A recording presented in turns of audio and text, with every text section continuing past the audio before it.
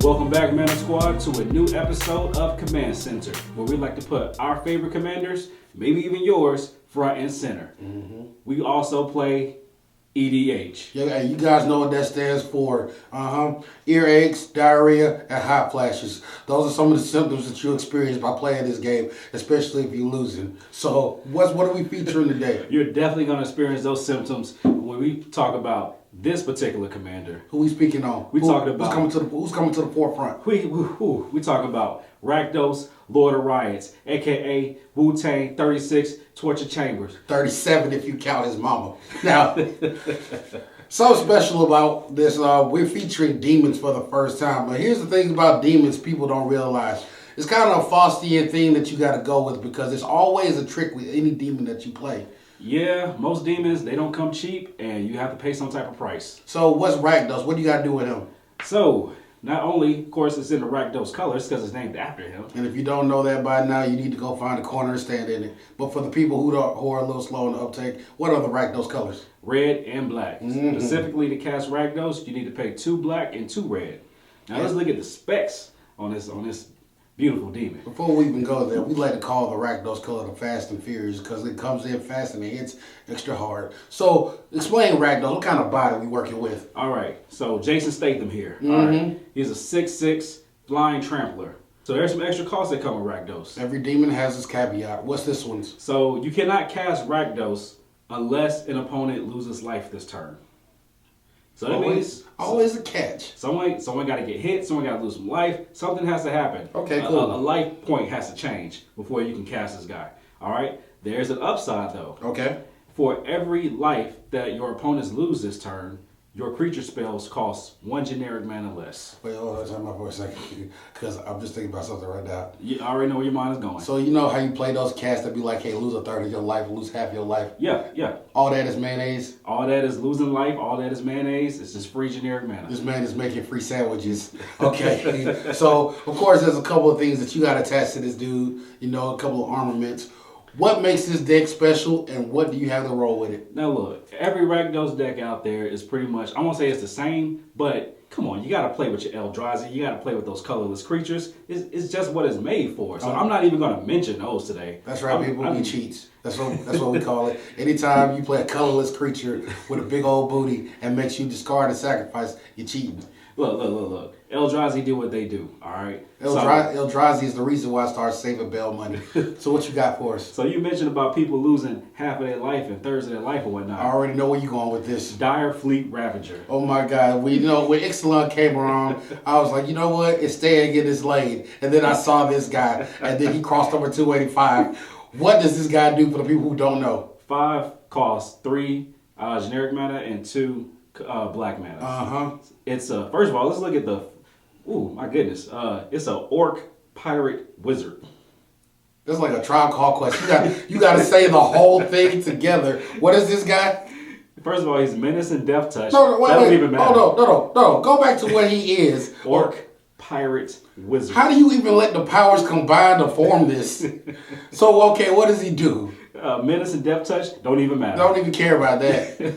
When he enters the battlefield, each player loses 1/3 of their life rounded up. You see how stupid that is? See how dumb that is?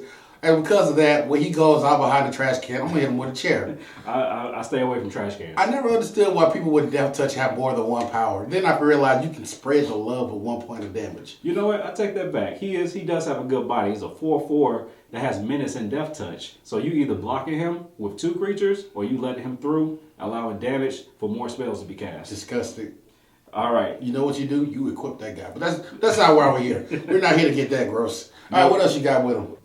All right, so next, I want to move on to a very rude friend of mine. Okay. All right, this guy's called Dwarven Driller. I don't like the way that sounds. That sounds like he does something with land. What are you doing?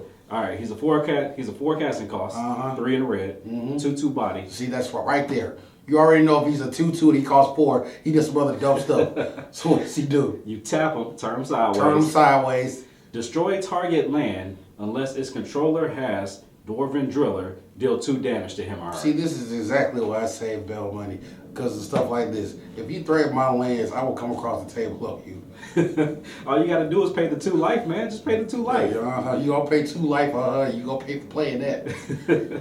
All right. Was that it? Is that all we gotta play? All right, we good. Of course not, man. We just getting started. So we talked about some Eldrazi, but I think there is a smaller Eldrazi we definitely gotta have in here. Okay. His name is Nettledrone. Nettledrone. Yep. Sounds like a Harry Potter character. What do you do? Look, I can't pronounce anything from Harry Potter, so must not be. All right, 2 and a red, 3/1 body, devoid. So officially, this card has no color. Technically, yeah. All right, you tap him, turn him sideways. Gotcha. Nettledrone deals 1 damage to each opponent. Oh, sweet Lord. You see, you already know what Rakdos does. I'm starting to get the theme of his deck. Yes, sir. I'm not liking it. You're dealing damage to everybody, and you're building up that extra mana that Rakdos is going to give you when he comes out to cast those other spells. You're forgetting the little piece at the bottom on that card. Oh yeah, when you cast a colorless spell, you can untap Nettledrone. All right, that's not important. All right. Are you kidding me? Are you dumb? Hold up. Tap. Damage. Hold up. Something free. Tap. More damage. Oh, I can keep doing that? As long as the spell is colorless. Yeah. So that's why you got to play your Eldrazi's and colorless creatures. All right, my fighting spirit is starting to rise. What else you got? All right. I don't want to focus too much on creatures this game. Okay. All right. But there is one last creature specifically that I definitely want to get in here. What's his name and what he do? Ebon Blade Reaper. That sounds disgusting. It is because everybody sleeps on this guy. He's a 3 casting cost cleric. Good Lord. 2 in a black, 1/1 body. Oh, but it matters. You see, this little mechanic called Morph came out a long time ago. Anytime there's a card upside down, you kill it. You kill it with fire. What does this guy do when he morphs? You can cast it for the morph cost, which is 3 colorless, so it comes in as a 2/2 generic creature. Mm-hmm. However, when he attacks, you can morph him for 5. Okay. Actually, anytime really, but when he attacks, this is basically I'm explaining how you have to use this card so you don't hurt yourself in the process. You attack with him as a 2/2 generic creature. All right, maybe you attack someone with no blocks. It happens. People get open. If they're open, you flip them over for 3 and 2 black. When he does combat damage to an opponent, that player loses half of their life rounded up. I'm sorry, say that one more time. When he deals combat damage to an opponent, No. Yeah, skip to that last part. They lose half of their life rounded up. You see, what I tell you all the time, the right hand's going to grip the table, the left hand's going to flip it. Because the first thing we're aiming for is the guy who plays this card. I need your right hand to grip the dice and change the counter to have the original. What kind of savagery we working with? Well, we just taking half of people's lives, man. I thought this was supposed to be a civilized game. It's civilized, but Rakdos is all about uncivilized, so we allow this here. What else you got? All right, just a quick note. Remember, if you attack with Ebon Blade Reaper when he's already morphed, you lose half of your life rounded up. So make sure he's like a one-hit kind of card, like it's like trap card. Now, let's say we want to focus on demons a little bit in this deck. I don't know why. It's just a little card that came out called Liliana's Contract. This card has caused more brawls and more drafts than I've ever seen in my life. Let me explain what this card does, because I've felt the wrath at least twice. It says if you control 4 demons during your with different names. During your upkeep, at the beginning of your upkeep. You win. Do not pass go, do not collect $200. Everybody sitting there with their decks in their hand. If you have 4 demons of different names, you win the game. That's right. So I just suggest, I'm probably going to rebuild this deck to do a demon sub theme, because demons do a lot. You hear this? You see this? I want to beat you to death with my commander. This man want to win by not even playing cards. We're going to get there. It's just an alternative win. All right? And can't forget the important part about Liliana's Contract. You draw 4 cards, and you lose 4 life. Wait, are you serious? Yeah, that's what See, people don't even read that part. People don't even read that part. It's a contract, man. It's demons. It's black mana. You don't know what you're signing up for. It's a I know what you're signing up for me losing bail money, because when I come across that table, it's for you. Now look, if you're going to play with the demon sub theme, I advise you play with Blood Speaker. Okay, is Blood Speaker a demon? No, it's actually an ogre shaman. What's it got to do with the demon? Because at the beginning of your upkeep, this cool card from Kamigawa says you can sacrifice Blood Speaker, search your library for a demon card, reveal it and put it into your hand. When a demon comes into play, under your control, you can return Bloodspeaker from your graveyard to your hand. Let me get this straight. You can cycle through demons in your deck. Let me get this straight. I already knew. As soon as you said Kamigawa, I cannot stand this set because it does nothing but dumb stuff. It's like each card is designed to piss me off. So you get to go and pretty much tutor for every demon in your deck just as long as you keep playing this butthole. That's right. That's right. So like I said, just an advice is something I thought about recently. Demon sub thing. Oh my God! I can't believe people play cards like this. I can't stand people who play cards like this. You don't make no sense. Jesus. All right, let's move it on. So I want to do passive damage. I don't always want to swing and attack you. I see you doing a third damage and half damage. Now look, I could send in my 6/6 flying trample at you. I swear to God that he has this one creature that does 5 damage every time he goes to the bathroom. So what else you got? So with passive damage, there's a couple of enchantments I just want to talk about. There are plenty more that do this, but we have Festering Evil, we have Smoldering Tar, we have Palace Siege. These names are giving me nightmares. Man, I gotta go to sleep tonight. Now look, I'm gonna explain very quickly what these things do, but like I said, it's passive damage. You just put them on the field and they do the rest of the work. Okay. All right. So for Palace Siege, this is a pretty cool enchantment. A lot of people sleep on that second ability down there. We have the Cons of Dragons. Choose dragons. You know, most of the times people don't choose dragons. I'm just saying. Sometimes it really depends. Just putting that out there. You know, dragons has been pretty weak as of late. Okay, but at the beginning of your upkeep, each opponent loses 2 life and you gain 2 life. I think I actually have that card. You probably do. All right, don't sleep on it. Play the card. It's just a passive, easy way to life gain and drain your opponents. What else you got for us? Smoldering Tar is something I mentioned. 2, a black and a red. Uh-huh. At the beginning of your upkeep, target player loses 1 life. All right, easy way to get in there, chip damage. Make sure that you can cast Rakdos and bring down the generic. This man is nickel and dime in the game. I'm not respecting this at all. There's Smoldering Tar has another ability. I'm mad at every card that's poke you for 1, poke you for 2. If you don't sacrifice your hand, poke you for 3. You can sacrifice Smoldering Tar, and it does 4 damage to target creature.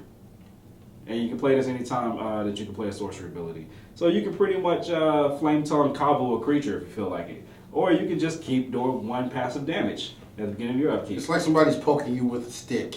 And you know what happens eventually? That person pokes back with a fist. All right, last card I mentioned was Festering Evil. 5 cost enchantment. During your upkeep, it deals 1 damage to each creature and each player.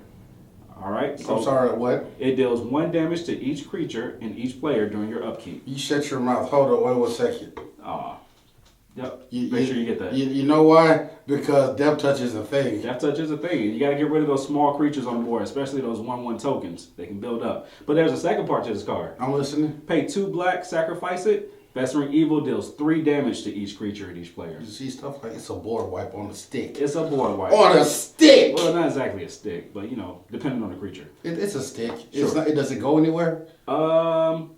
Probably in the trash when you get a hold of it. Yeah, and on a stick. All right, another enchantment I want to mention, Seal of Fire. 1 red. Okay.